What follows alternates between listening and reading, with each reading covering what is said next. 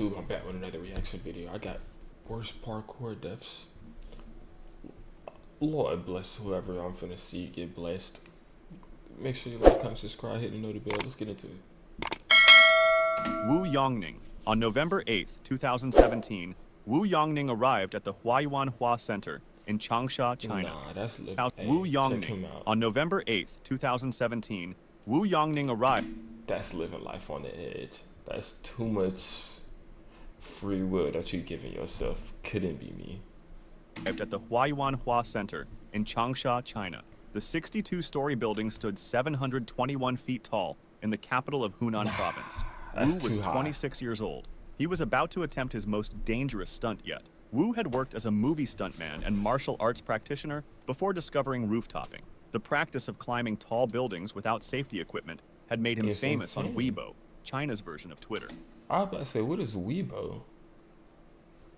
He had over 60,000 followers. His videos showed him dangling from skyscrapers by his fingertips, doing pull-ups on the edges of buildings, and performing handstands on narrow beams hundreds of feet in the air. Wu needed money badly because his mother was sick and needed medical treatment. His girlfriend Jin Jin was waiting for a proposal. Wu had promised her they would marry soon, but the bills were too much for him. A sponsor had offered to pay him 100,000 yuan. Oh, he was trying to be the breadwinner. He was trying to do it all. That ain't roughly $15,000 for one video, one perfect stunt. All Wu had to do was climb the Huayuanhua Center and perform pull-ups from the roof's edge. He had done this hundreds of times before on other buildings. This time would be no different. Wu gripped the edge of the building and lowered himself over the side. His fingers wrapped around the ledge and began his pull-ups. At one point, Wu tried to pull himself back onto the roof, but he couldn't. That was when he knew something was wrong. His muscles were not responding. Fatigue had set in faster than expected. He hung there, clinging to the edge. 15 seconds passed. His fingers began to slip as he could not get a better grip. Wu's arms shook from the strain. Wait, if he was up there dangling for 15 seconds, nobody came to help this man. That's way more than enough time for somebody to come up there and do something. And he fell to his death. The camera captured him dropping out of frame. He descended 45 feet before landing on a terrace below. A window washer discovered his body the next morning. On July 27, 2023, Remy Lucidi checked into a hostel in Tsim Sha Tsui, Hong Kong. The 30-year-old Frenchman had been staying there for 10 days. Lucidi was known as Remy Enigma on Instagram.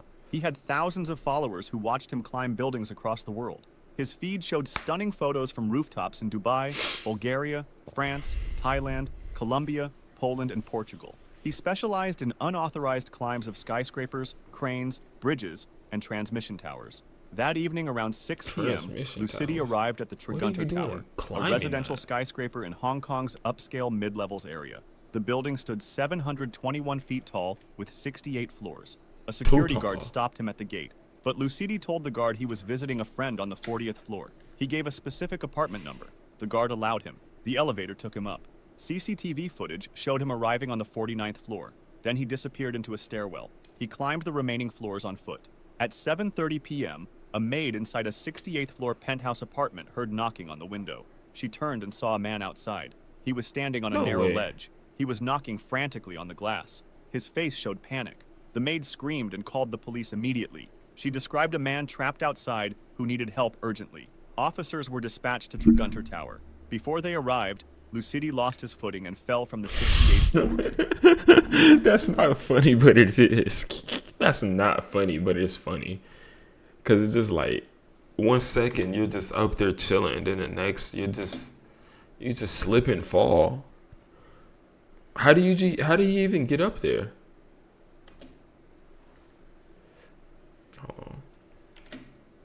Pavel Kashin. And they just leave off like, and he just leaves off like that. Like, dispatched to Trigunter Tower. Well, there's nothing more to it. He's gone. Lucidi lost his footing and fell from the 68th floor. At that point, it just is. Pavel Kashin. On July 6, 2013, Pavel Kashin climbed to a rooftop in St. Petersburg, Russia. He was 24 years old and one of Russia's most well-known freerunners. He had spent years perfecting his craft. Parkour was his life. Kashin specialized in urban acrobatics. He could flip, vault, and leap across city obstacles with precision. His videos showed him running across rooftops, jumping between buildings, and performing backflips on narrow surfaces. Everything looked effortless. He made it look easy. That afternoon, Looks Caution effortless stood at the on the moment edge of a too. 16-story It's building. not. A small group of friends and fellow tresseurs watched from a safe distance. They had seen him do this move before. It was one of his signature stunts, a standing backflip on the roof's edge. The technique required perfect... Like, you're just an idiot.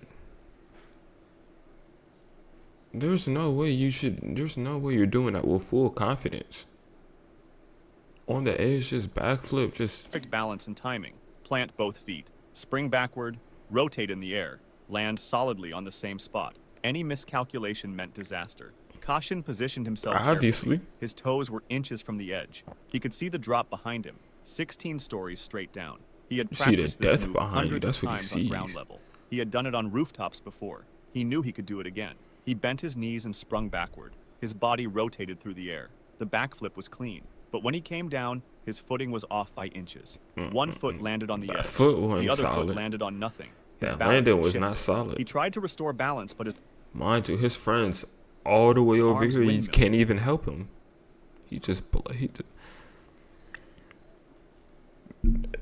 That's 3 idiots in one section, and he's the biggest one. For a split second, it looked like he might recover, but he fell backward, nearly 200 feet off the building. God, that's not funny, but it is. Machine dropped 16 stories without any way to stop himself. He died on impact. Yuri Eliseev. On November 8, 2016, Yuri Eliseev's life took an unexpected turn at his apartment in Moscow, Russia. He was 20 years old and a chess grandmaster. You got blessed early. He had won the World Under-16 Chess Championship in 2012. His entire young life was defined by chess. But Eliseev developed a new hobby, parkour. He enjoyed the physical challenge after spending so much time sitting at chessboards. That evening, Eliseev stood on his apartment balcony on the 12th floor. His girlfriend was inside the apartment. They had been together for a while. She knew about his parkour interest. She had seen him practice moves before, but he was not an experienced tresseur. He was still learning. Eliseev decided... Mind you, this is coming from the chess player. Just doing whatever. Just to attempt a parkour move on the balcony railing. He stepped up onto the railing and tried to execute the move. Suddenly, he lost his balance. His foot slipped and he fell from the balcony. His girlfriend heard the commotion. She rushed outside, but Yuri was gone. She looked over the edge and saw him far below. She called emergency services immediately. By the time paramedics arrived, there was nothing they could do. Yuri Eliseev was pronounced dead at the scene. AF. In March 2019... You can't save stupidity, though. Like, once it's up, it's up. A 17-year-old Russian teenager arrived in Ankara, Turkey. He was visiting from Russia. His name was reported only as AF in Turkish media. He was interested in parkour and urban exploration. Ankara's skyline offered plenty of buildings to explore. High rises, rooftops, places where a young tresseur could test his skills away from home. AF had done parkour in Russia. He felt confident in his abilities. That day, AF climbed to the roof of a 7-story building. Another rooftop sat nearby. The gap between buildings was not enormous, maybe 8 to 10 feet. For an experienced tresseur, this was a routine jump. Run, leap, land, roll. Simple. AF stood on the edge of the first building. He looked across the gap. The other rooftop was at roughly the same height, maybe slightly lower. The distance looked manageable. He backed up to get a running start. That's a scarier jump, especially when the building is shorter than the building that you're jumping from. That's scarier than jumping from a building that's the same level. You got to drop. After you jump, it's a drop. Took several deep breaths. Then he sprinted toward the edge. He was flying across the gap between buildings. But he did not make it. His trajectory fell short. Instead of landing on the other rooftop, he dropped into the gap between the buildings. He fell 7 stories down into the narrow space. People on the street heard the impact and called emergency services. Paramedics arrived and found AF in the alley between buildings, but he was already dead. Nye Frankie Newman. On December 2nd, 2016, Nye Frankie Newman met his end in Paris, France. He was a British freerunner and urban explorer. At 17 years old, he had built a reputation for daring stunts and rooftop photography. His friends knew him as fearless. That night, Newman was with companions exploring Paris. They had been moving through various urban locations. At some point, the group approached the Paris metro system. The subway trains ran underground and above ground on certain routes. Newman and his friends decided to attempt train surfing. This involved riding on top of moving metro trains. It was illegal and extremely dangerous, but it was also popular among some urban explorers who filmed the experience for social media. Newman stuck his head out while on top of a moving train and made contact with the tunnel entrance. Ooh, he got blessed.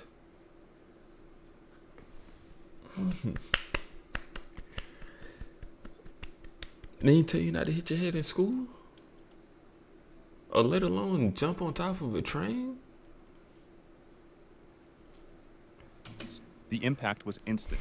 Newman suffered catastrophic head trauma. He was pronounced dead at the scene. On the spot. St. Petersburg woman. In 2012, a 24-year-old woman in St. Petersburg, Russia, decided to try parkour for the first time. She had friends who were experienced traceurs. They practiced regularly on the city's rooftops. She wanted to join them. They met on the rooftop of a building in the city. The exact location was not publicly disclosed.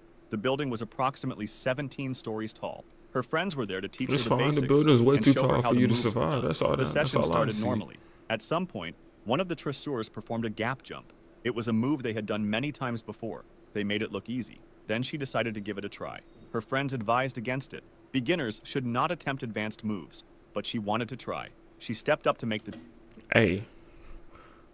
See an idiot, see an idiot. Nah, no, matter of fact, how it go? Matter of fact, I don't even know. Jump. She ran She's an idiot, left, that's all I know. But she did not have the technique.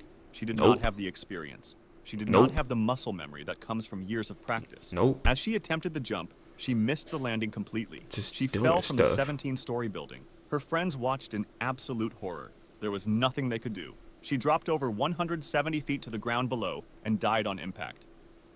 On July 29, 2018, David Harrison was in downtown West Palm Beach, Florida, with friends.